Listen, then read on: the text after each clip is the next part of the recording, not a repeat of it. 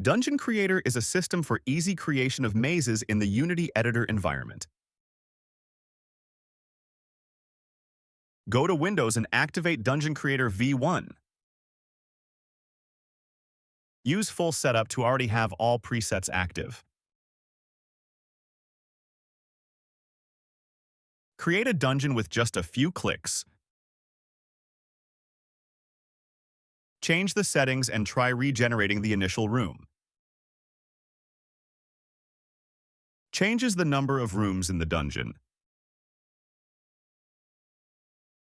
Now that you have changed the number of rooms, create the dungeon. Look at and analyze the dungeon you created. Move the camera to see the different details. You can create a dungeon with over 25 different types of rooms, from labyrinths to rooms with stairs or crypts. The rooms can also be managed with 4 types of roofs.